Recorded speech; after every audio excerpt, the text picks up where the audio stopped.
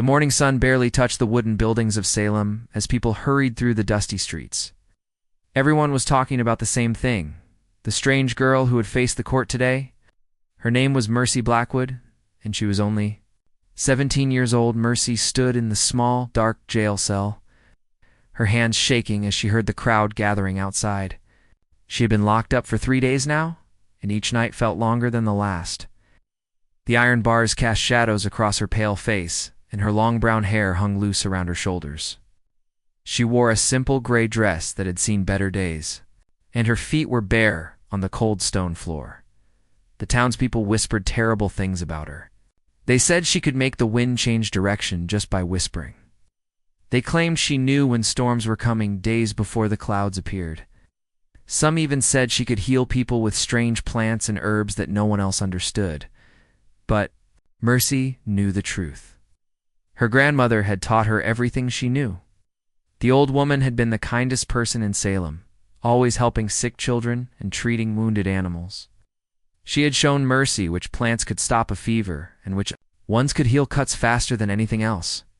Child, her grandmother used to say, knowledge is a gift, but some people fear what they don't understand.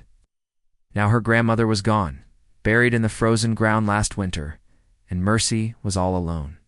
The house they had shared was empty, and the garden where they had grown their healing plants was withered and forgotten. The heavy wooden door creaked open, and a man in dark clothes stepped inside.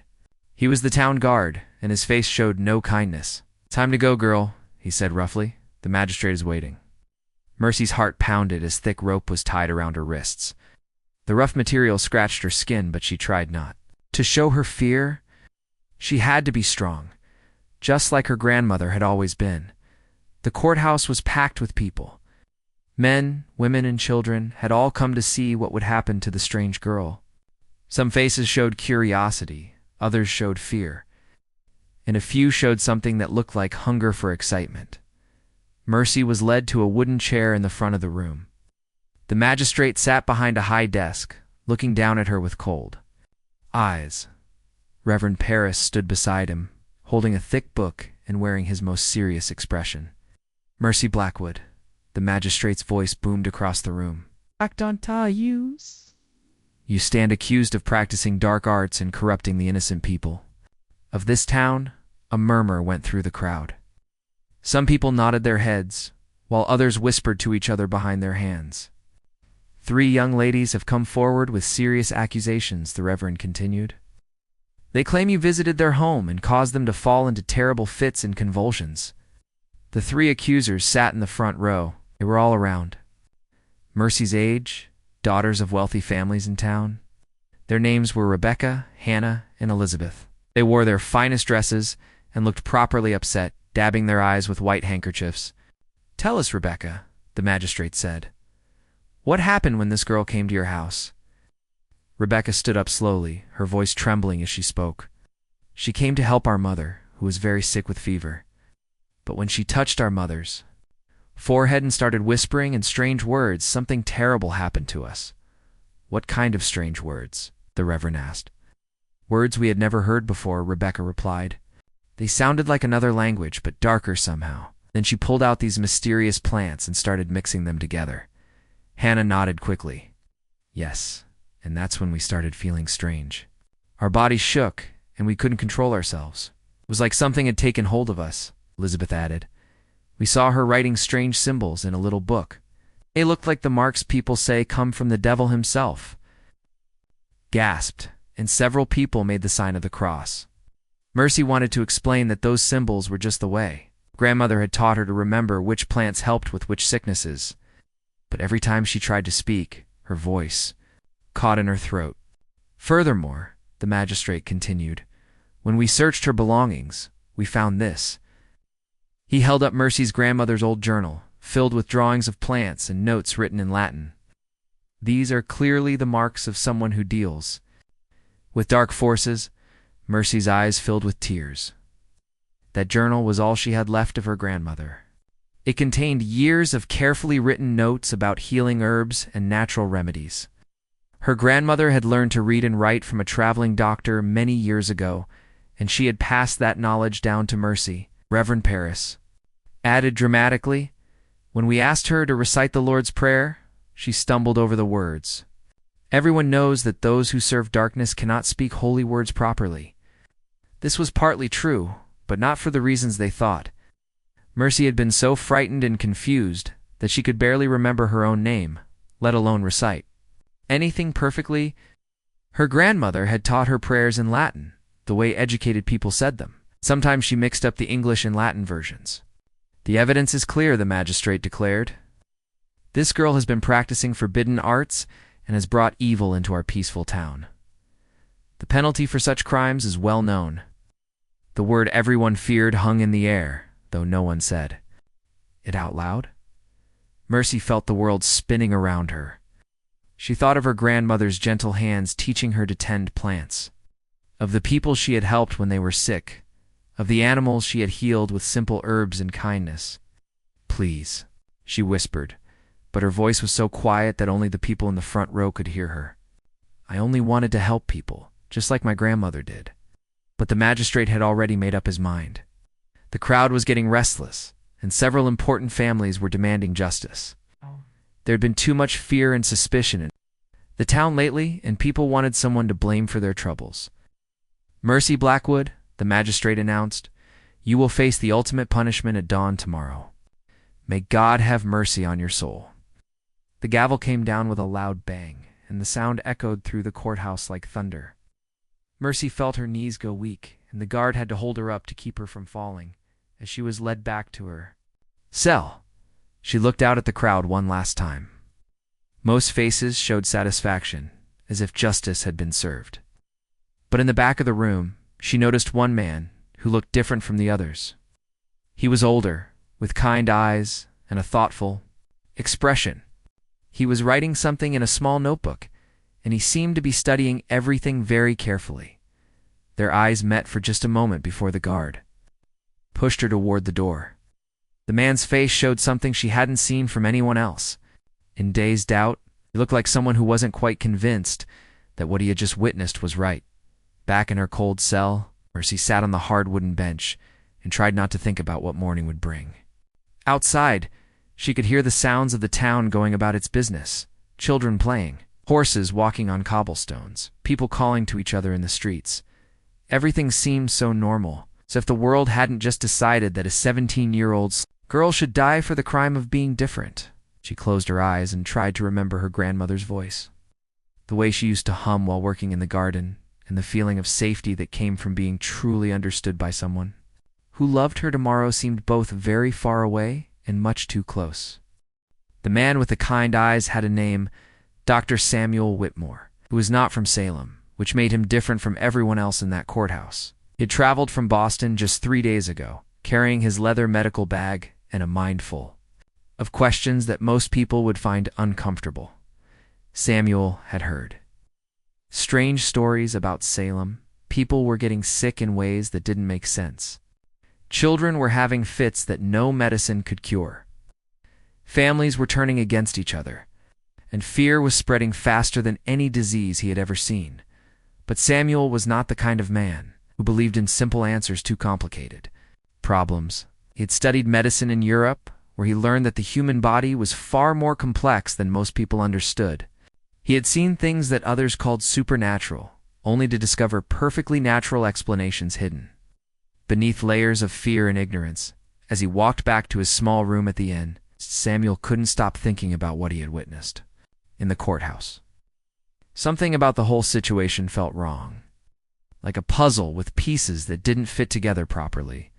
The girl, Mercy, had not looked like someone who dealt with dark forces. She had looked terrified, confused, and very much alone. Her responses to the accusations were not the responses of someone trying to hide terrible secrets.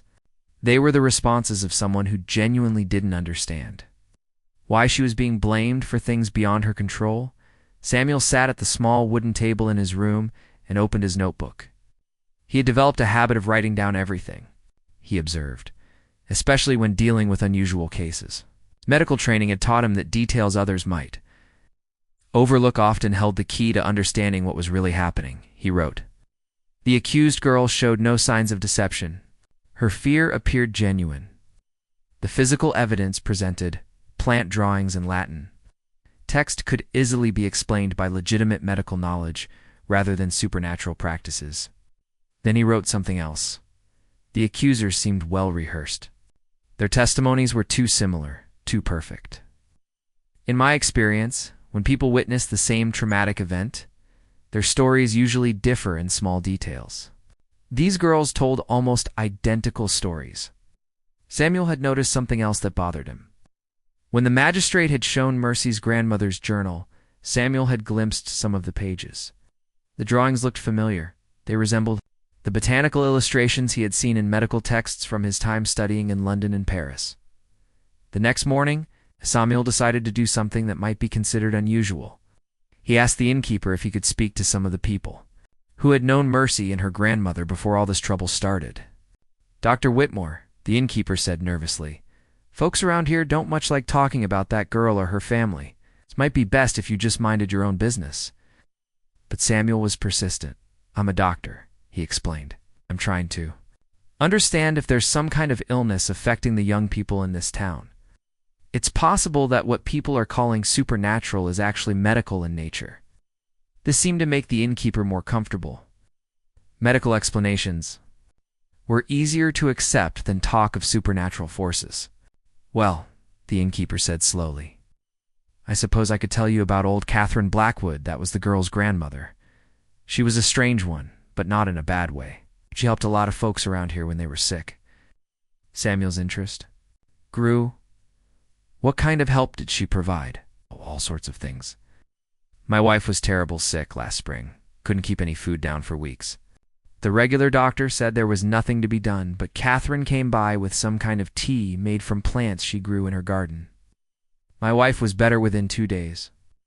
The innkeeper continued, "And when the blacksmith's son broke his arm, real bad, Catherine knew exactly what to do. She set that bone better than any doctor I'd ever seen. She gave him something for the pain that worked better than anything else we tried." Samuel asked more questions. Every person who had actually known Catherine and Mercy told similar stories. They were healers, not practitioners of dark arts. They used plants and herbs to help people, and they had never caused harm to anyone. But Samuel also learned something interesting about the 3 girls who had accused Mercy. They came from the wealthiest families in Salem, families who owned large amounts of land and had significant influence in the town's decisions. That afternoon, Samuel managed to speak quietly with one of the men who had been in the courthouse. The man looked around nervously before speaking. "Doctor, I probably shouldn't say this, but I don't think that girl did anything wrong. My little daughter was real sick last year, and Mercy helped her get better. She was gentle and kind, not at all like someone who would hurt people." "Then why didn't you speak up in court?" Samuel asked. The man's face darkened. "Because the families making the accusations are powerful people. It could make life very difficult for anyone who goes against them. A man has to think about his own family's safety." Samuel understood. Fear was controlling this town, and fear made people do things they would normally never consider. That evening, Samuel made a decision that would change everything. He walked to the jail where Mercy was being held. The guard was reluctant to let him in, but Samuel's status as a doctor carried some weight, and he convinced the man that he needed to examine the prisoner for signs of illness. Mercy was sitting on a wooden bench in the corner of her small cell. She looked up when Samuel entered, and he could see that she had been crying. "Don't be afraid," Samuel said gently. "I'm a doctor, and I want to help you." Mercy studied his face carefully. "You were in the courthouse today?" she said quietly. "You were writing in a book?" "Yes, I was.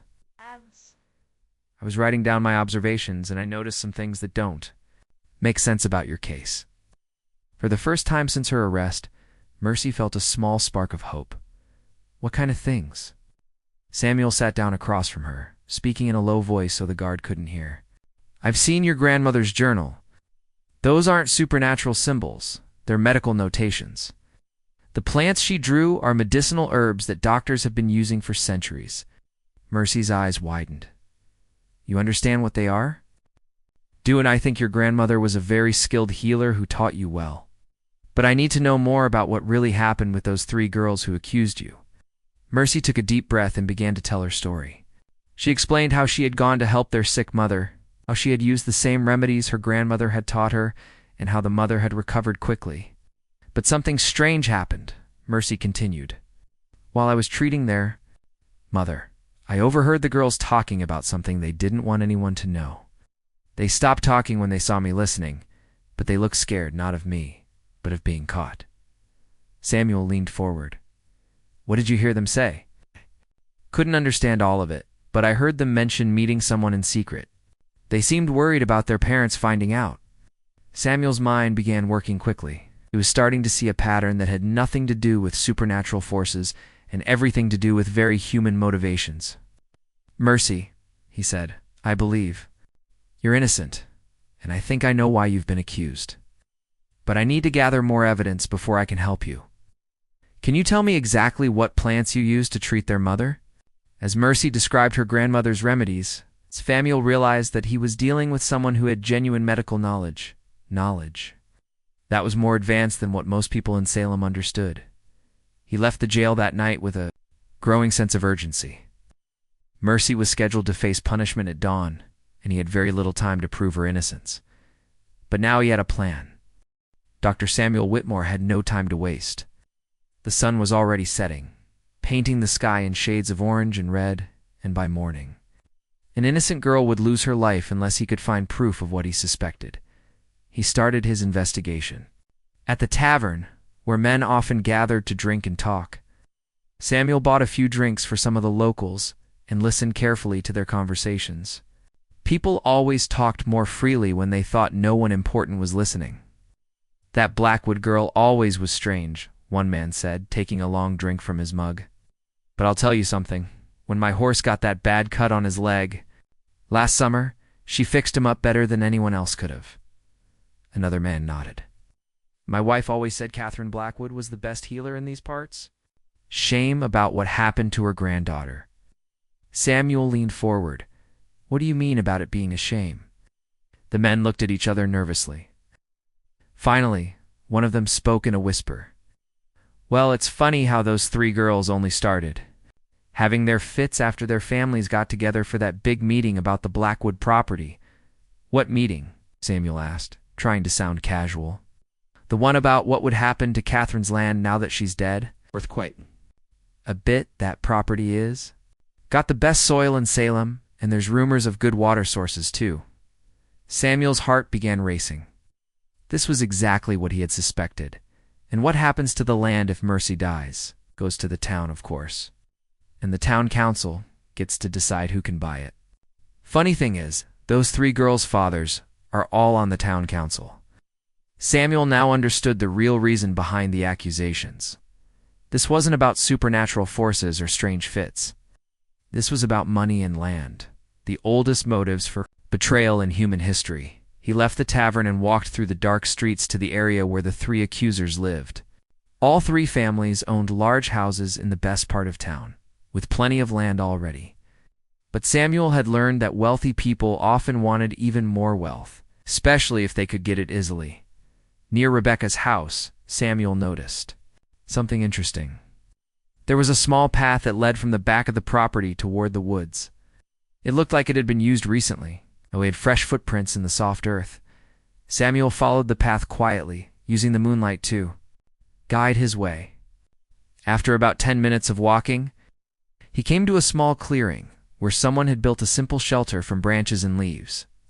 Inside, he found something that made his blood run cold. There were clothes hidden under some old blankets. Men's clothes that were much too large for any of the three girls. There was also a small collection of items that seemed to belong to a young man, a knife, some coins, and a letter that had been folded many times. Samuel carefully unfolded the letter and read it by moonlight. It was a love letter, written to Rebecca from someone who signed his name as your devoted Thomas.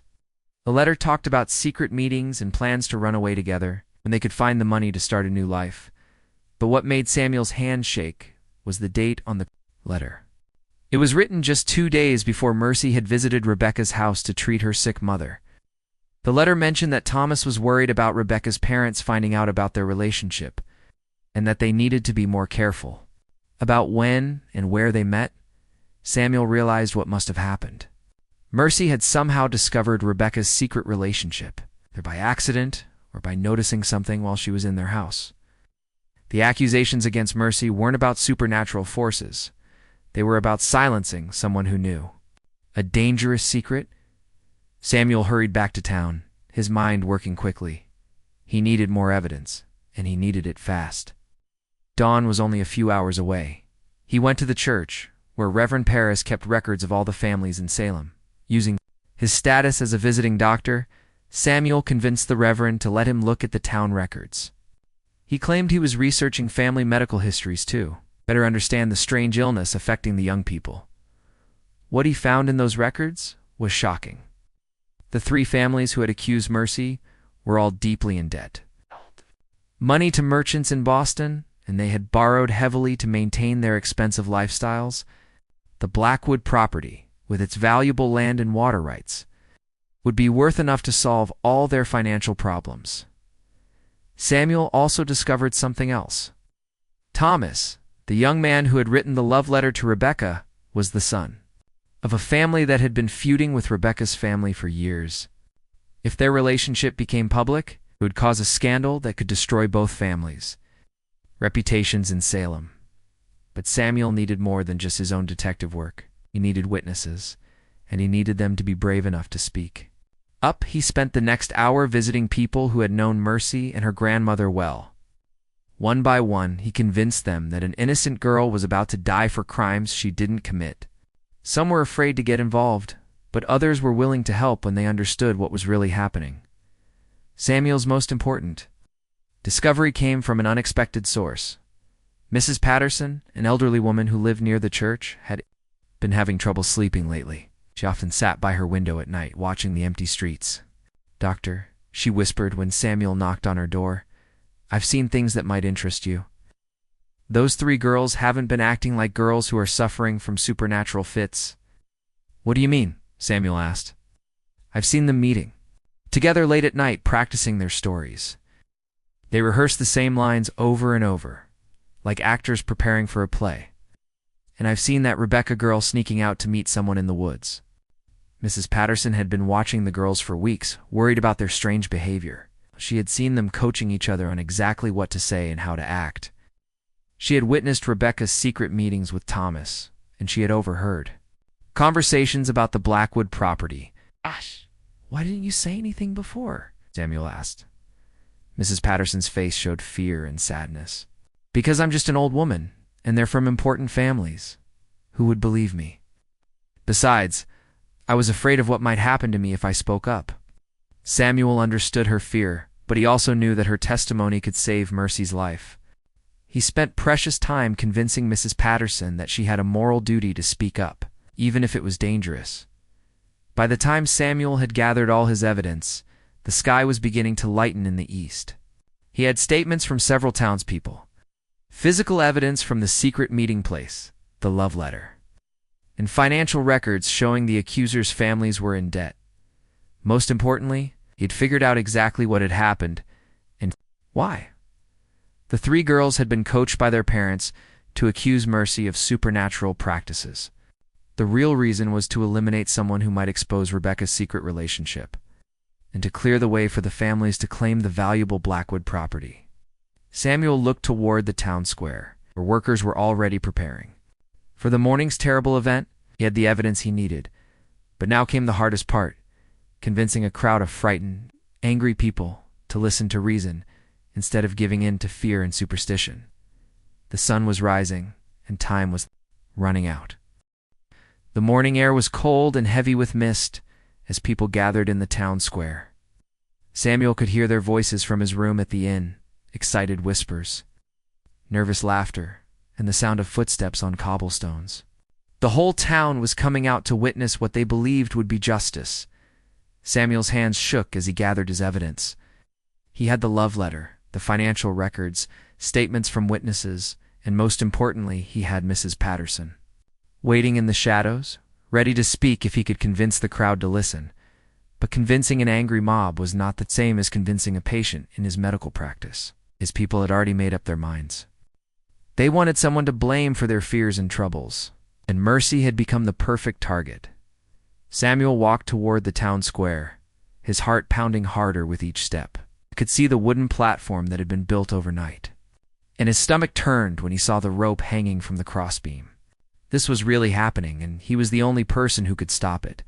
The crowd was larger than he had expected. Men, women, and children filled the square, all waiting to see the strange girl face her punishment. Some faces showed excitement, others showed fear, and a few showed the kind of bloodthirsty curiosity that made Samuel sick to his stomach near the front of the crowd. Samuel spotted the three accusers and their families. Rebecca, Hannah, and Elizabeth stood with their parents, all dressed in their finest clothes, as if they were attending a celebration rather than watching someone die. Their faces showed satisfaction and relief, as if a dangerous threat was finally being removed from their lives. Samuel also noticed something else. Thomas, the young man who had written the love letter to Rebecca, was standing at the edge of the crowd. He looked pale and nervous, and his eyes kept moving between Rebecca and the platform. Samuel realized that Thomas probably had no idea his secret relationship had led to this terrible situation. The town guard brought Mercy out of the jail. She looked even smaller and more frightened than she had the day before. Her wrists were still bound with rope, and she stumbled slightly as she walked, as if her legs could barely support her. The crowd fell silent as she was led toward the platform. Reverend Parris began speaking in a loud voice about good triumphing over evil and the importance of protecting the community from dangerous influences. His words made the crowd murmur in agreement, and Samuel realized that the Reverend truly believed what he was saying. He wasn't part of the conspiracy, he was just another victim of the lies and manipulation. As Mercy was led up the steps to the platform, Samuel positioned himself where he could move quickly when the time came. He had decided to wait until the last possible moment, hoping that his dramatic interruption would shock the crowd into paying attention. The executioner checked his equipment, while the crowd watched in fascination. Samuel noticed that some people looked uncomfortable, especially those who had known Mercy and her grandmother personally. But fear and peer pressure kept them silent. Mercy stood on the platform, looking out at the sea of faces. Samuel could see that she was searching for any sign of compassion or understanding, but most of the crowd looked back at her with cold curiosity or righteous anger. "Any last words?" the magistrate asked. Mercy's voice was barely a whisper. "I only wanted to help people, just like my grandmother taught me. I never hurt anyone." Some people in the crowd shifted uncomfortably, but no one spoke up in her defense. The executioner began to place the rope around Mercy's neck, and Samuel knew he couldn't wait any longer. "Stop!" Samuel shouted, his voice cutting through the morning air like a knife. This execution is based on lies and false testimony. The crowd turned to look at him, confusion and anger on their faces. Samuel stepped forward, his medical bag in one hand and his evidence in the other. His education and profession commanded some respect, and people recognized him as the visiting doctor from Boston. "I am Dr. Samuel Whitmore," he announced in a clear, strong voice. "I've spent the past night investigating this case, and I have discovered evidence that proves this girl is innocent of all charges." The magistrate looked annoyed. "Dr. Whitmore, this is not the time for medical theories. The court has already decided this matter." "The court was deceived," Samuel replied firmly. "These accusations were not made because of supernatural forces. They were made to cover up secrets and steal valuable property." A murmur went through the crowd. Samuel saw that he had their attention, but he also saw anger and disbelief on many faces. He needed to present his evidence quickly and convincingly. "The three accusers claimed they witnessed supernatural practices," Samuel continued. "But I have evidence that shows they were coached by their families to lie. They rehearsed their testimonies like actors preparing for a play." Rebecca's father stepped forward angrily. "How dare you make such accusations? Our daughters are victims of this girl's evil practices." Samuel held up the love letter. "Are they? Then perhaps you can explain why your daughter Rebecca has been meeting secretly with Thomas Fletcher in the woods behind your property." The crowd gasped, and Rebecca's face went white. Thomas, standing at the edge of the crowd, looked like he wanted to disappear into the ground. This letter, Samuel continued, was written by Thomas to Rebecca just 2 days before Mercy visited your house. It talks about their secret relationship and their fear of being discovered. Rebecca's mother grabbed her daughter's arm. Rebecca, is this true? Before Rebecca could answer, Samuel continued his revelation. Mercy accidentally discovered their secret relationship while she was treating your sick mother. The accusations against her were made to silence her before she could expose what she had seen. The crowd was now buzzing with excitement and confusion. This was not the simple story of good versus evil that they had expected. This was a complicated tale of human desires, family secrets, and deception. Samuel pressed on. Furthermore, I have examined the financial records of the accusers' families.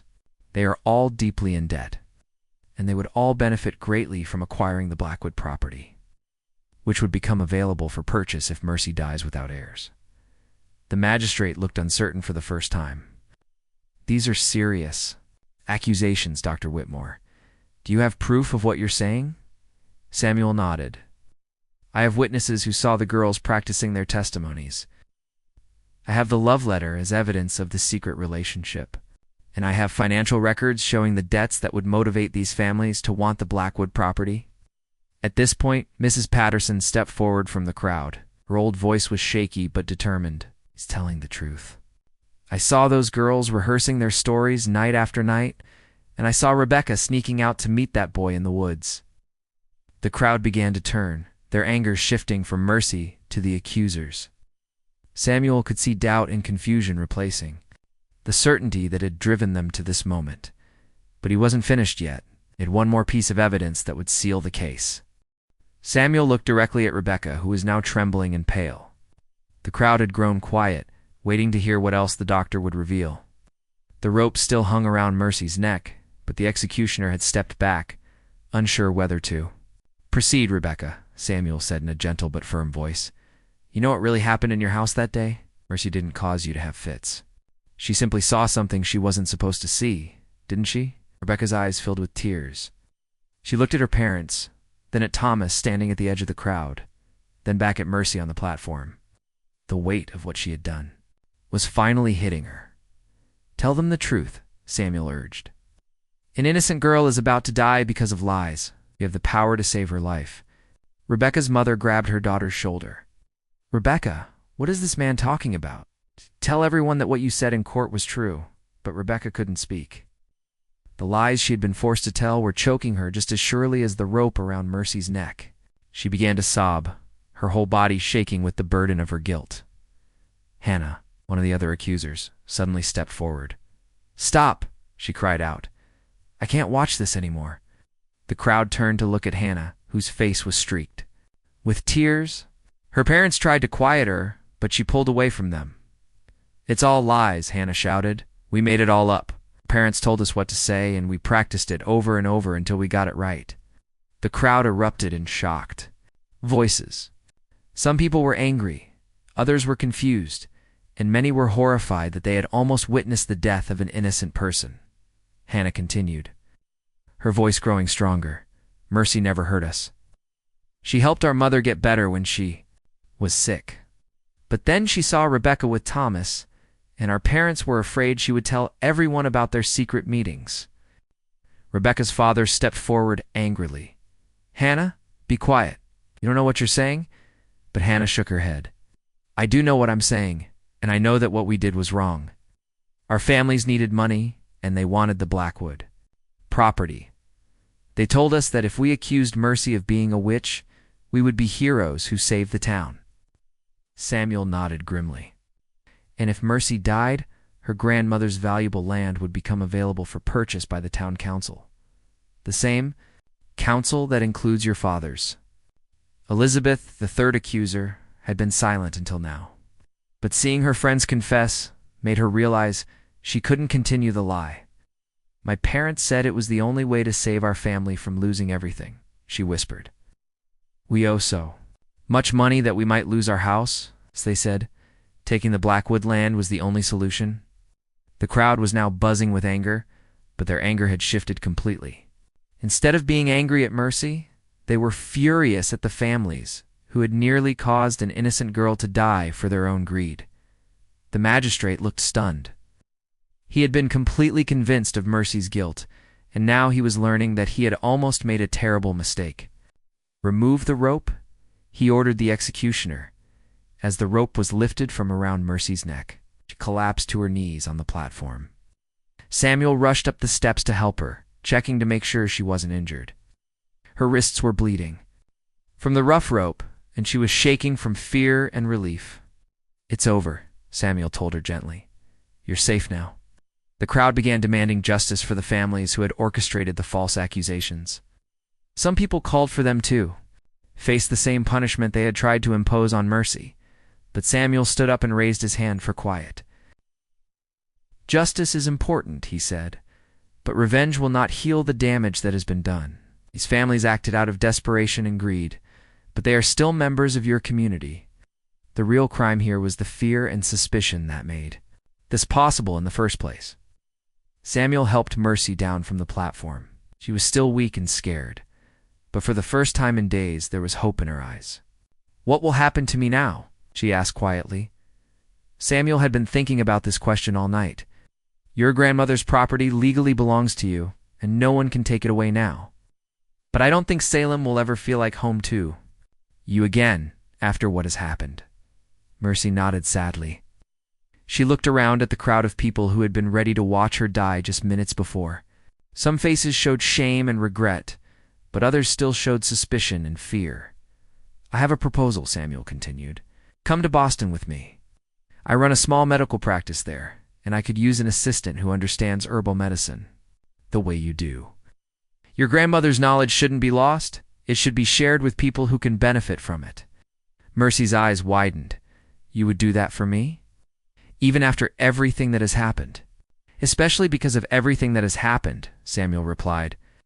"You've been treated terribly, but you haven't let it make you bitter or cruel. That tells me you have the kind of character that would make you an excellent healer." Over the following weeks, the truth about what had happened in Salem spread throughout the colony. The story became a warning about the dangers of letting fear and greed overcome justice and common sense. The three families who had orchestrated the false accusations faced consequences from the community. They were forced to pay compensation to Mercy, and their reputations were permanently damaged. More importantly, the other townspeople learned to be more careful about accepting accusations without proper evidence. Samuel helped Mercy sell her grandmother's property for a fair price, ensuring that she would have enough money to start a new life. But before they left Salem, Mercy did something that surprised everyone. She gave copies of her grandmother's medical journals to the town doctor, along with detailed instructions on how to prepare the remedies that had helped so many people over the years, even after being treated so badly. She wanted to make sure that her grandmother's healing knowledge would continue to help the people of Salem. "Why are you doing this?" the town doctor asked. "After what they did to you, you would be justified in keeping this knowledge to yourself." Mercy smiled for the first time since her ordeal began. "My grandmother always said that knowledge belongs to everyone, not just to one person. These remedies can help sick people, and it doesn't matter whether those people treated me well or badly. Healing is more important than holding grudges." In Boston, Mercy flourished under Samuel's guidance. She learned to read and write better, studied formal medical techniques, and became skilled at combining her grandmother's traditional remedies with modern medical knowledge. Years later, she established her own small clinic where she treated patients using both old and new methods. Many of her patients were women and children who couldn't afford to see more expensive doctors, and she never turned anyone away who truly needed help.